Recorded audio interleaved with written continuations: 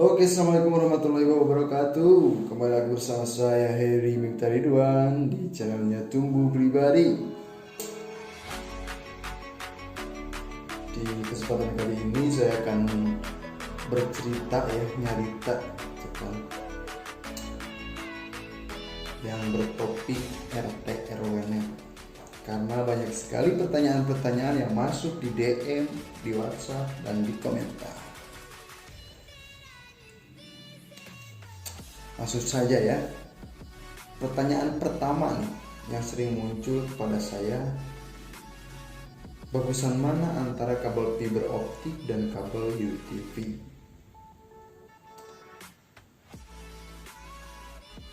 Keduanya saya gunakan. Kabel UTV digunakan pastilah, dalam sebuah jaringan pasti digunakan terus kabel UTV. Cuman untuk kabel fiber itu saya gunakan untuk jarak jauh. Misal jarak 50 meter, jarak 100 meter, dan jarak jauh gitu. Nah, untuk jarak jauh saya menyarankan untuk memakai kabel fiber karena keakuratannya sangat bagus. Jadi alhasil untuk jarak jauh bagusan kabel fiber optik ya. Pertanyaan kedua, untuk kecepatan internet, mana yang lebih akurat antara kabel fiber dan kabel UTV? Untuk jarak 50 meter, yang lebih bagus adalah kabel fiber menurut saya. Kabel UTV saya pernah tuh coba 50 meter, waduh, gak stabil. Bahkan kadang nyambung, kadang enggak untuk kecepatan. Oke. Yang ketiga, murahan mana antara kabel fiber dan kabel UTV? Nah, ini yang sering muncul juga nih di WhatsApp ya. Untuk harga murahan di kabel fiber. Untuk kabel fiber rata-rata harganya 1.000 per meter. Dan kabel UTV kisaran 2.000 sampai 4.000. Gitu. Cuman untuk kabel fiber ada lagi alatnya gitu. Jadi misal kalau kita kabel UTV ya, itu kabel UTV paling kita udah pasangin konektor RJ45 antara ujung, itu langsung bisa dipakai untuk bagi jaringan gitu kan. Nah, kalau kabel fiber itu enggak. Dia setiap ujungnya ada konverter ya, konverter bahasanya. Konverter untuk merubah jaringan fiber atau jaringan cahaya ke jaringan berbasis kabel UTV. Gitu. Nah, itu namanya konverter. Dan saya sekarang memakai merek Netlink ya, HTB, namanya HTB merek Netlink ya. Yang keempat, mana yang lebih tahan lama antara kabel fiber dan kabel UTV? Untuk kualitas tahan lamanya ini gak terlalu beda jauh ya,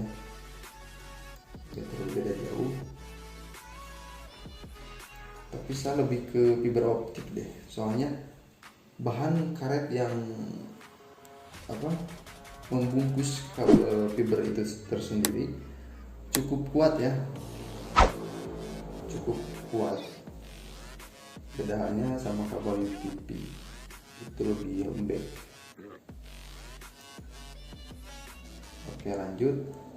Pertanyaan kelima, alat apa aja yang dibutuhkan jika kita menggunakan media kabel fiber optik? Yang pertama, jelas HTB satu pasang ya, A sebagai pengirim, B sebagai penerima. Yang kedua, tang berguna untuk memotong kawat dan untuk menyambungkan kawat antara sambungan kabel.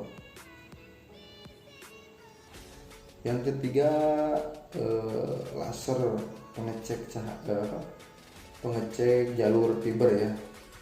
Jadi kalau kita mau mengetahui apakah kabel ini putus atau tidak, kita perlu laser ya.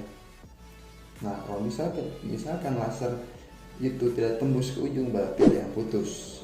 Nah, jadi itu guna juga ya, penting. Yang ketiga adalah OPM ya. OPM itu singkatannya.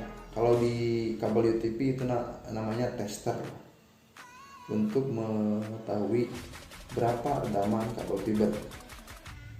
Karena kalau kita walaupun kabel fiber itu nyambung, ketika dites sama laser tapi redaman yang jelek, itu sama juga gak nyambung. Lanjut nomor 6. Alat apa aja yang dibutuhkan jika kita ingin menggunakan media kabel UTP? Kabel UTP sangat simpel ya, yang dibutuhkan hanya konektor RJ45 dan Crepinto. Itu udah dulu. Yang ketujuh, berapa jarak normal fiber optik? Nah, ini yang sangat membedakan antara kabel fiber dan UTP. Kabel fiber walaupun tanpa putus, jarak 25 kilo itu masih nyambung. Bedanya sama UTP. UTP jarak 50 aja udah kadang nyambung kadang enggak gitu. Jadi saya sarankan untuk memakai kabel fiber ya. Dan pertanyaan ke-8, apa merek router atau WiFi adapter yang bagus untuk akses point voucheran? Yang saya sarankan ada 2, Huawei, TP-Link. Yang lebih bagus itu TP-Link. Cuman untuk awal-awal, jika kita ringan di modal atau minim modalnya, kita pakai Huawei dulu. Setelah kita udah jalan, udah dapat penghasilan, kita ganti sama TP-Link. Pertanyaan ke-9, susah mana settingan antara kabel fiber dan UTP? Menurut saya lebih gampangan kabel fiber ya. Kalau UTP itu agak ribet menurut saya. Misal kita mau pasang RJ45 di ujung kabel UTP, itu kita harus belajar dulu urutan warna, gitu kan. Kalau fiber gak usah, kita tinggal pasangin ke HTB, gak ada settingan gitu. Pertanyaan 10, apa merek kabel yang bagus? Apa merek kabel fiber yang bagus? Sejauh ini saya lebih tertarik ke kabel fiber yang mereknya Alpha Fiber ya. Alpha Fiber. Sorry, ini bukan gak ada unsur promosi ya. Cuman memang yang saya rasakan kabel fiber yang mereknya Alpha Fiber itu bagus. Pertanyaan 11, berapa harga kabel fiber optik per meter?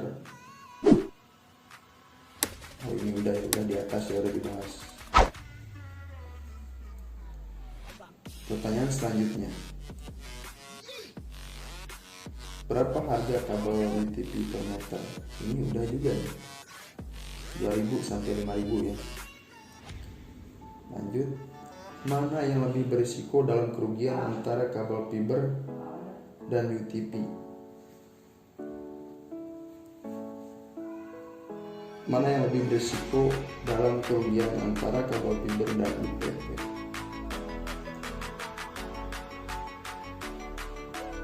Untuk kabel fiber,